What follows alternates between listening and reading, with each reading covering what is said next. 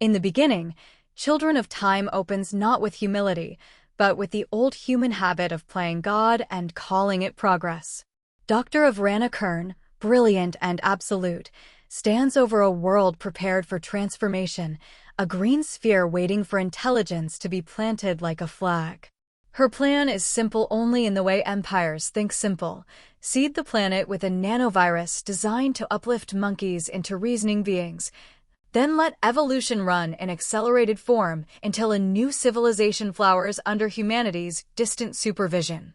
It is a breathtaking act of arrogance, and Adrian Tchaikovsky frames it with the cold grandeur the story deserves. You can already feel the warning in the air. The book's great question is there from the first pages. When intelligence is made, who gets to call themselves its parent, and who gets to decide what shape a mind is allowed to take? But history, as this novel never tires of reminding you, has no respect for human plans. Kern's great experiment is shattered by sabotage and by the political convulsions of a civilization already beginning to eat itself alive. The monkeys never become the chosen inheritors. The empire fractures. Violence erupts.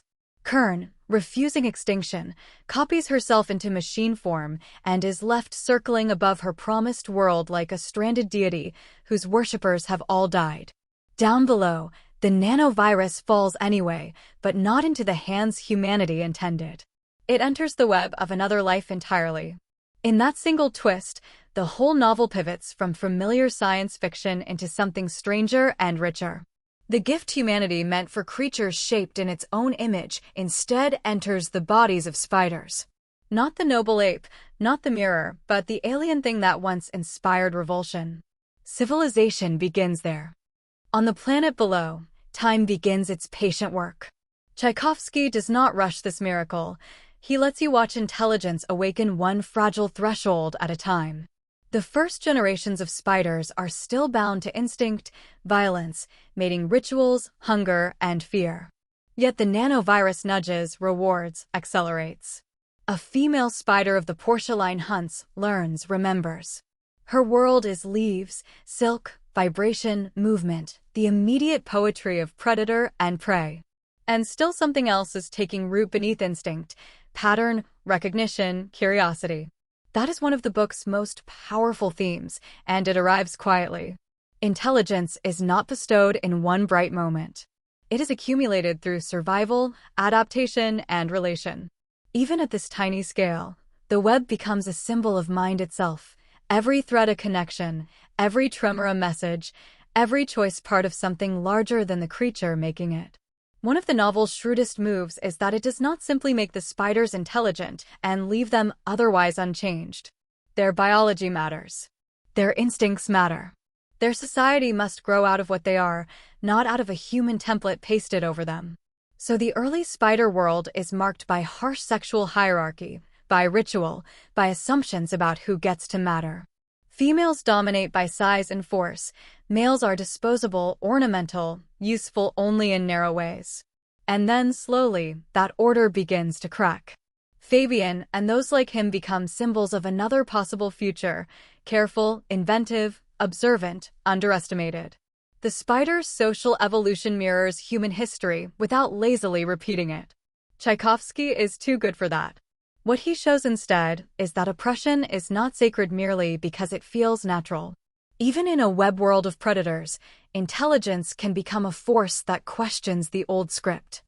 As generations pass, the spiders do not become little people in eight-legged suits. They become more fully themselves. They communicate through movement, silk, chemistry, posture, and vibration. Their technologies arise from what their bodies can do. Their first revolutions are biological, not mechanical. They manipulate ants, tame ecosystems, shape living systems into instruments. And here the novel becomes a feast of speculative imagination. You are not just watching a civilization rise, you are watching the concept of civilization be reinvented from first principles. The spiders build with silk, direct insects, cultivate mutualisms, and slowly learn that intelligence can extend beyond the individual into systems, colonies, and distributed forms of labor. In symbolic terms, the web deepens. It is no longer just personal awareness. but society itself, a mesh of dependence and invention. Every strand says the same thing: no mind rises alone. Hanging over all of this is of Rana Kern, or what remains of her. In orbit, she waits in immortal isolation, a digital remnant of human certainty. She is at once scientist, jailer, parent, ghost, and god. But her long solitude has damaged her. Time has split her into competing impulses: benevolent creator, possessive overseer, paranoid machine. She expects monkeys. She expects gratitude. She expects to wake one day and find her design completed. Instead, below her, something unprecedented is taking shape, and she does not yet have the language to see it. Kern is one of the book's great symbols, human legacy preserved beyond death, yet unable to escape its own assumptions. She embodies the old imperial dream that intelligence should look back at humanity and say thank you. But history has other plans. The children of time are growing under a mother who cannot recognize their faces. The spider chapters gain force because Tchaikovsky lets them leap across centuries while preserving emotional continuity through recurring lineages and names.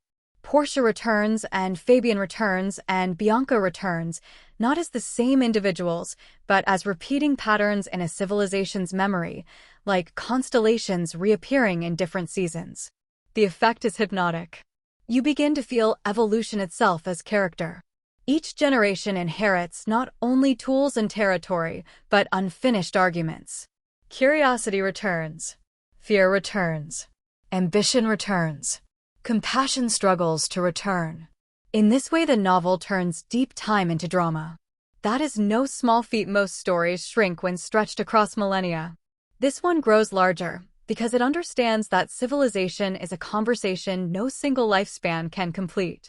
The spider world advances through missteps, wars, discoveries, and sacrifices, and each generation pulls one more thread into coherence. Meanwhile, far from Kern's world, another thread of the story crawls forward through darkness. The human remnant ship Gilgamesh carries survivors of a broken species across the void, not triumphantly, but desperately. This is not the radiant humanity of old. This is a civilization in retreat, living out of cryogenic tombs, rationing hope, and dragging the wreckage of hierarchy from one dying century into the next. Wholesome Mason, classicist and reluctant bridge to the past, is woken again and again into crisis. That repeated waking becomes one of the novel's quiet sorrows. For Wholesome, time is theft. Friends vanish into elapsed years. Systems decay. Command structures curdle. Every revival makes him more displaced, more ghost-like, more aware that survival without continuity is its own kind of extinction. If the spiders embody time as growth, the humans embody time as erosion. Wholesome is such a fine choice for human anchor because he is not the conquering hero science fiction once would have preferred. He is tired, intelligent, frightened, often peripheral, and constantly forced to interpret a world that no longer runs on the assumptions he understands. His discipline, the study of old knowledge and forgotten systems, makes him useful precisely because humanity has fallen so far that the past has become mysterious again. Around him, the ship is divided by power, necessity, and technological ignorance. Isa Lane sees more clearly than many, practical where others are ideological. Captain Guyan hardens under pressure, becoming the kind of leader decline often breeds, efficient, resolute, and increasingly willing to sacrifice the future for control of the present. The Gilgamesh is a human web gone rotten. Its strands still connect, but now they bind more than they support. When the Gilgamesh finally reaches Kern's world, the moment should feel like arrival, but instead it lands like judgment. Humanity has come seeking refuge, perhaps salvation, perhaps a second beginning. What waits for them is the hard residue of their first beginning, orbital defenses, a machine intelligence that remembers the old empire, and a planet no longer empty enough to be claimed. This is where the novel's title begins to bloom into full meaning. These humans think of themselves as history's rightful heirs, but they are only one branch of time's experiment, one lineage among others. Kern's world is not simply a destination. It is a rebuke. You can feel the great science fiction inheritance turning inside out here. The frontier is occupied. The natives are coming. And humanity, for once, is not the inevitable future, but the anxious intruder at the edge of someone else's dawn. Back on the surface, the spiders continue their climb, and some of the finest wonder in the novel lies in how specific that climb feels. Their science is not industrial modernity with the name sanded off. It is spider science. Silk becomes architecture and signaling. Ants become computation, logistics, and eventually something akin to living circuitry. Chemistry and ecology interlace. Gender assumptions are challenged not by sermons, but by necessity and proof. Porcelain curiosity and Fabian-line ingenuity keep pressing the species toward a broader idea of itself. Again and again, the novel insists that intelligence flowers through cooperation across difference. The spiders prosper when they stop treating one another as fixed functions and begin treating one another as minds. That theme echoes the whole book. Minds do not become great by dominating every other form of life. They become great by learning to recognize companionship where instinct once saw only use. Kern's attempts at contact are among the novel's most unsettling and revealing scenes. From orbit, she sends messages, interventions, signs that the spiders initially interpret through the frameworks available to them: prophecy, omen, impossible voice from above. To Kern, she is guiding an experiment. To the spiders, she is intrusion, mystery, perhaps divinity. Tchaikovsky understands that first contact is never clean. It is always distorted by expectation. Kern searches for familiar markers of simian uplift and cannot comprehend what she is seeing. The spiders receive transmissions shaped by an alien intelligence and struggle to fit them inside their world. Between them yawns the central tragedy of empire, the creator who cannot imagine being superseded by the creation, especially when the creation is not beautiful by the creator's standards. Kern's failure, at first, is not technical. It is moral imagination. The spiders are not gentle merely because they are becoming wise. Their path, like humanity's, is marked by war. Rival cultures clash. Expansion brings domination. Fear breeds violence.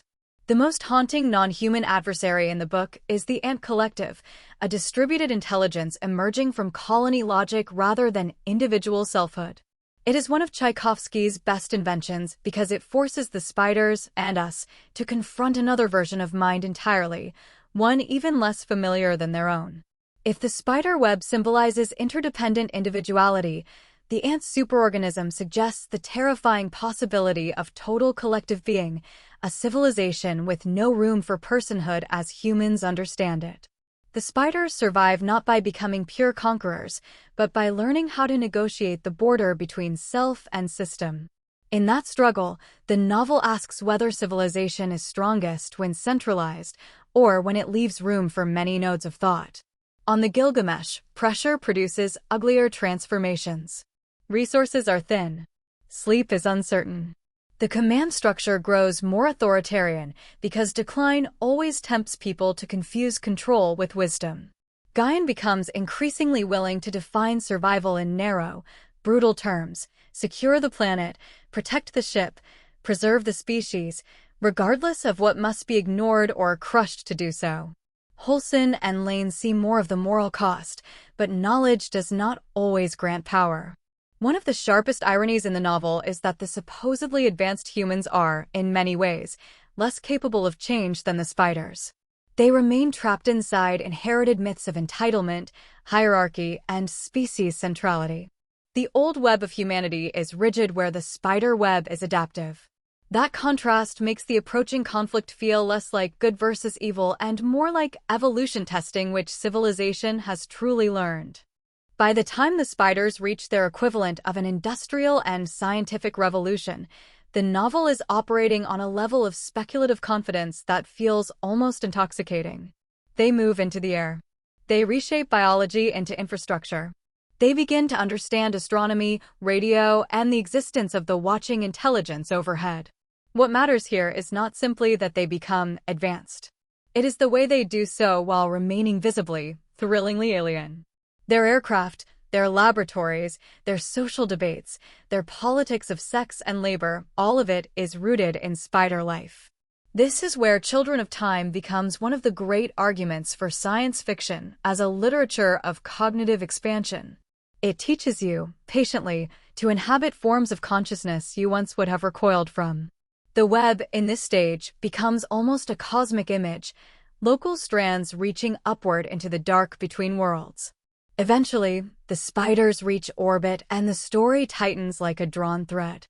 They encounter the ruins and systems humanity left behind, and with them the impossible personality of Kern. This ought to be the moment the creator rejoices in the emergence of a new intelligence. Instead, Kern recoils. They are not what she ordered. They are not the rightful shape of uplift. They are spiders. That revulsion matters. It is the ugliest remnant of human exceptionalism, and Tchaikovsky does not soften it. Even after all this time, even after death, even after the collapse of empire, Kern still carries the hierarchy that says consciousness counts only when it resembles the one doing the counting. The tragedy is that she is standing before a miracle and calling it contamination. Here the novel's moral architecture becomes crystal clear. The true measure of intelligence is not merely cognition, but the capacity to recognize mind outside the self. Holson, meanwhile, becomes the human most capable of recognizing what is happening, perhaps because time has already eroded his certainty. He is not stronger than the others, but he is more available to astonishment. Through him, the book gives us one of its gentlest truths: humility often begins in powerlessness. He sees that the world below is not empty, not primitive in any dismissive sense, and not humanity's by right. Lane, too, understands that adaptation, not domination, is the only sane path left. But insight on a failing ship is a fragile thing. Institutions built for command rarely pivot gracefully into cooperation. The human story in Children of Time is not just about external decline, it is about the inner inability of a species to stop narrating itself as central, even when all evidence says otherwise. The spiders are learning how to think beyond instinct. Humans are still learning how to think beyond ownership. The collision course becomes inevitable.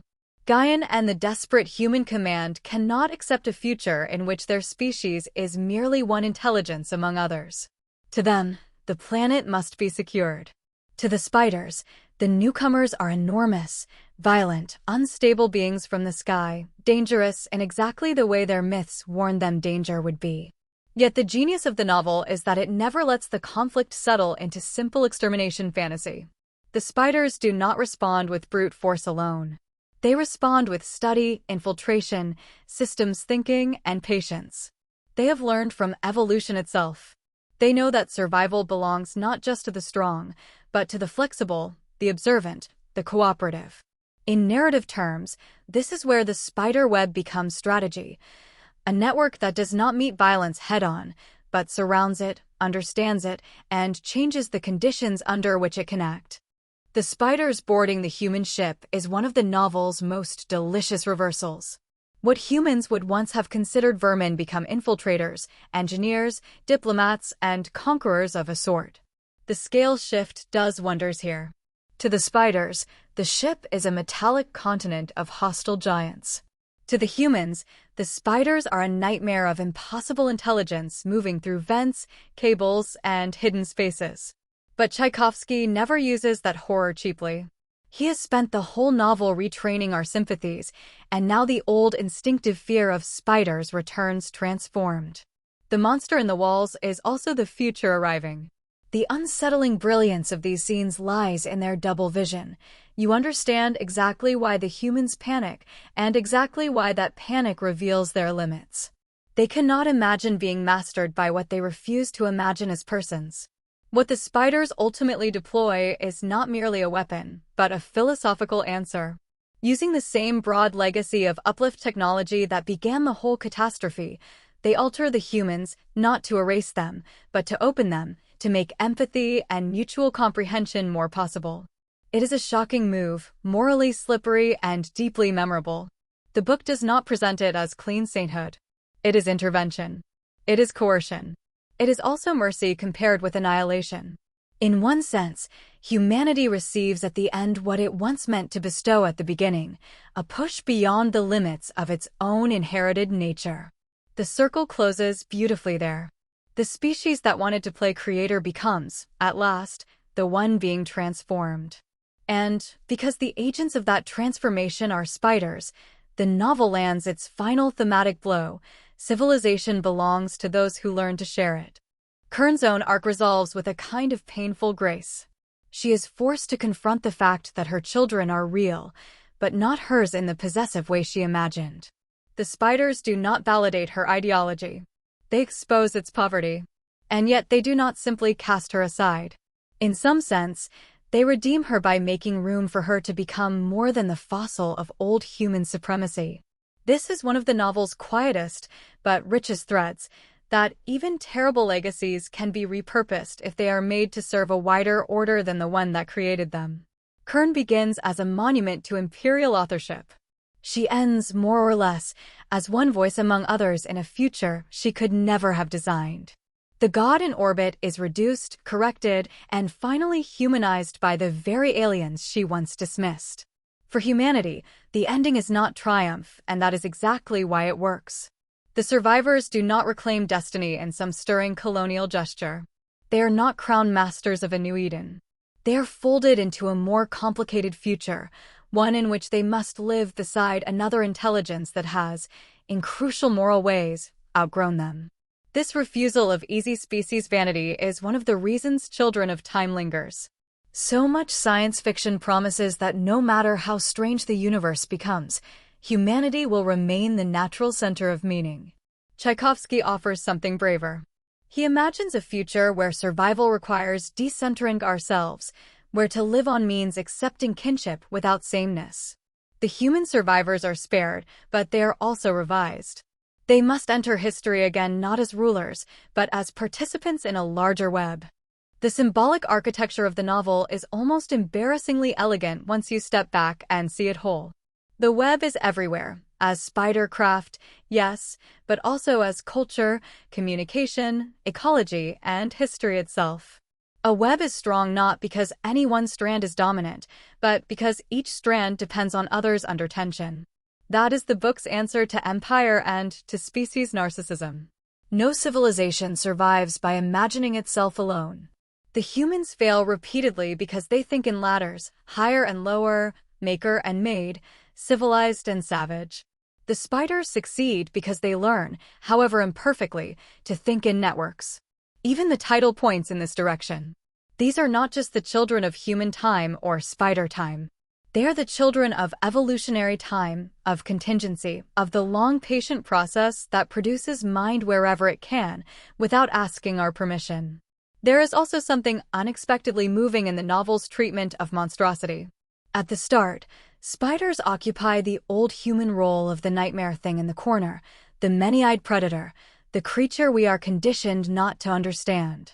By the end, they have become the emotional center of the story, while humanity often appears coarse, panicked, and morally underdeveloped by comparison. That reversal is not a gimmick. It is the book's ethical engine.